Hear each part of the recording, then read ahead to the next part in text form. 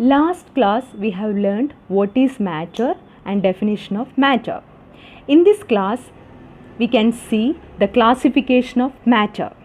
Matter is divided into three types: solid, liquid and gas. Now let us see the properties of solids. The properties of solids are given here. The first property is solids are having definite mass. So what is the meaning of this sentence? I have taken this duster. This duster is a solid particle. We know that this solid particle is having some mass. The arrangement of solid particles are shown here. The circle shows solids. So solid particles are closely packed. അപ്പോൾ അതൊരു fixed പൊസിഷനിലാണ് ഇരിക്കുന്നത്, closely packed ആകുമ്പോൾ അല്ലേ. അപ്പോൾ fixed പൊസിഷനിൽ ഇരിക്കുന്നതുകൊണ്ട് അതിനൊരു fixed mass ഉണ്ടായിരിക്കും. Okay, so this duster is a solid and this solid is having definite mass. Now let us see the second property. Solids are having definite volume. Okay, since it is having definite mass, adoru definite volume occupy cheyyunnundu. Okay, and the third property, solids are having permanent shape. So what is the meaning of this sentence? ഇവിടെ solid particles വളരെ close ആയിട്ടാണ് arrange ചെയ്തിരിക്കുന്നത്. അപ്പോൾ ഈ മോളിക്യൂൾസിനിടയ്ക്ക് വളരെ strong ഫോഴ്സാണ് ഉണ്ടാവുക. അപ്പോൾ അതിന് മൂവ് ചെയ്യാൻ പറ്റില്ല. മൂവ് ചെയ്യാൻ പറ്റാത്തതുകൊണ്ട് അത് അവിടെ തന്നെ ഇരിക്കും. അപ്പോൾ അതിനൊരു പെർമനൻറ്റ് ഷേപ്പ് ഉണ്ടായിരിക്കും. അതാണ് it is having a permanent shape എന്ന് പറയുന്നത്. And the last property, particles are very closely packed. ഇവിടെ ഞാൻ അറേഞ്ച്മെൻറ്റ്സ് കാണിച്ചിട്ടുണ്ട്. സോളിഡ് പാർട്ടിക്കിൾസ് വളരെ ക്ലോസ് ആയിട്ടാണ് പാക്ക് ചെയ്തിരിക്കുന്നത്. അപ്പോൾ ഈ രണ്ട് പാർട്ടിക്കിൾസ് എടുക്കുക, ഇതിനിടയ്ക്ക് ഗ്യാപ്പ് ഇല്ല, വിച്ച് മീൻസ് ദാറ്റ് ഇതിനിടയ്ക്കുള്ള intermolecular forces. So what you mean by intermolecular forces? മോളിക്യൂൾസിന് ഇടയ്ക്കുള്ള ഫോഴ്സിനെയാണ് ഇൻ്റർമോളിക്കുലാർ ഫോഴ്സ് എന്ന് പറയുന്നത്. അടുത്തടുത്ത് ഇരിക്കുന്നതുകൊണ്ട് ഇൻ്റർമോളിക്കുലാർ ഫോഴ്സ് വളരെ സ്ട്രോങ് ആണ്. അപ്പോൾ ഈ സോളിഡിന് മൂവ് ചെയ്യാനായിട്ട് പറ്റില്ല. So what are the properties of solids? The first property, solids are having definite mass. Second property, definite volume. Third property, permanent shape. And the fourth property, particles are very closely packed. Now let us see the properties of liquids. The first property, liquids are having definite mass. ഞാൻ ഇവിടെ liquid എടുത്തു വെച്ചിട്ടുണ്ട്, water ആണ്. Glass ടംബ്ലറിലും ഒരു കണ്ടെയ്നറിലും എടുത്തു വെച്ചിട്ടുണ്ട്. ഈ ലിക്വിഡിനൊരു definite mass ഉണ്ട്. അതാണ് liquids R having definite mass. And the second property, it is having definite volume. നമുക്കറിയാം ഈ ലിക്വിഡ് ഒരു കണ്ടെയ്നറിലാണ് എടുത്തിരിക്കുന്നത്. അപ്പോൾ അതിനൊരു ഡെഫിനറ്റ് വോള്യം ഉണ്ട് അല്ലേ, definite volume. And the third property, no definite shape. What is the meaning of this sentence? No definite shape means ഇപ്പം ഇവിടെ നമുക്ക് നോക്കുമ്പോൾ അതിനൊരു ഷേപ്പ് ഉണ്ട് ലിക്വിഡിന് അല്ലേ, പക്ഷേ അതിന് ഡെഫിനറ്റ് ഷേപ്പ് ഇല്ല എന്ന് പറയുന്നതിൻ്റെ മീനിങ് എന്താ?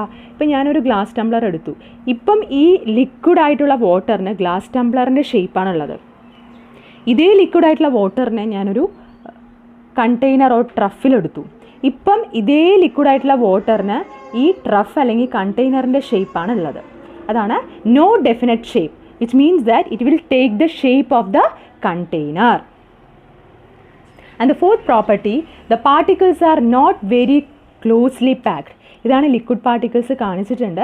ഇതിനിടയ്ക്ക് സോളിഡ് പോലെയല്ല, ചെറിയ ഗ്യാപ്പുകളുണ്ട് പാർട്ടിക്കിൾസിനിടയ്ക്ക്, കണ്ടോ? അതാണ് particles are not very closely packed. അപ്പോൾ സോളിഡ്സിനെ കമ്പയർ ചെയ്യുമ്പോൾ ഇതിനിടയ്ക്കുള്ള പാർട്ടിക്കിൾസിൻ്റെ ഡിസ്റ്റൻസ് കൂടുതലാണ്.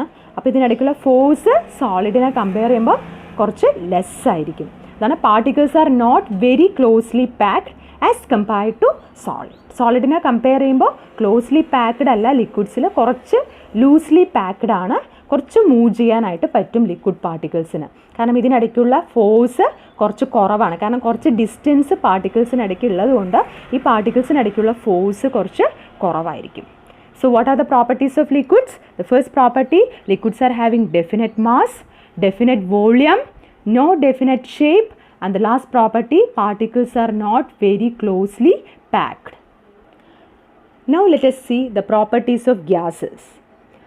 ഗ്യാസസിന് എക്സാമ്പിൾ എന്താ? ഇപ്പോൾ സ്റ്റീം എടുക്കാം അല്ലേ. സ്റ്റീം, വാട്ടർ തന്നെ ലിക്വിഡ് ഫോം ആയാൽ ലിക്വിഡും, നമ്മൾ ആവിയായിട്ട് എടുക്കുകയാണെങ്കിൽ അത് സ്റ്റീമാണ് അല്ലേ. അപ്പോൾ സ്റ്റീം ഒരു ഗ്യാസിന് എക്സാമ്പിളാണ്. So the first property, gases are having definite mass. അപ്പോൾ നമ്മൾ ഗ്യാസ് മോളിക്യൂൾസ് എടുത്തു. ഇപ്പോൾ ഹൈഡ്രജൻ ഗ്യാസ് എടുത്തു. ഹൈഡ്രജൻ ഗ്യാസിന് ഒരു ഡെഫിനറ്റ് മാസ് ഉണ്ട്. എക്സാമ്പിൾ 1 gram ആയിരിക്കും മാസ്. അതേമാതിരി ഓക്സിജൻ ഗ്യാസ്, അങ്ങനെ all gases are having definite mass. And the second property no definite shape. അതിൻ്റെ റീസൺ എന്താ?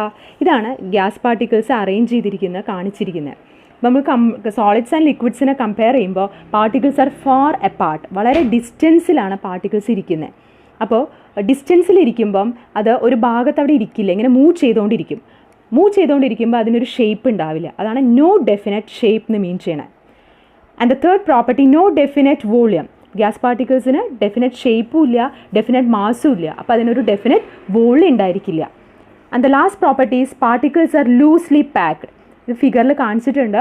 പാർട്ടിക്കിൾസ് വളരെ ഫ്രീ ആയിട്ടാണ് മൂവ് ചെയ്തിരിക്കുന്നത്, വളരെ ലൂസായിട്ടാണ് പാക്ക് ചെയ്തിരിക്കുന്നത്. ഡിസ്റ്റൻസ് ബിറ്റ്വീൻ ദ പാർട്ടിക്കിൾസ് വളരെ ലാർജാണ്. അപ്പം ഒരു കൺട്രോളും ഇല്ലാതെ പാർട്ടിക്കിൾ ഇങ്ങനെ മൂവ് ചെയ്തുകൊണ്ടിരിക്കും. അപ്പം അട്രാക്ഷൻ ബിറ്റ്വീൻ ദ പാർട്ടിക്കിൾസ് എന്തായിരിക്കും? Very very less as compared to solids and liquids. അപ്പോൾ ഇൻ്റർമോളിക്കുലർ ഡിസ്റ്റൻസ് എന്ന് പറയുന്നത്, intermolecular distance means distance between the particles very large. So intermolecular force is very small. Intermolecular force means force between the molecules very small because particles-നായിട്ടുള്ള distance വളരെ കൂടുതലായതുകൊണ്ട്.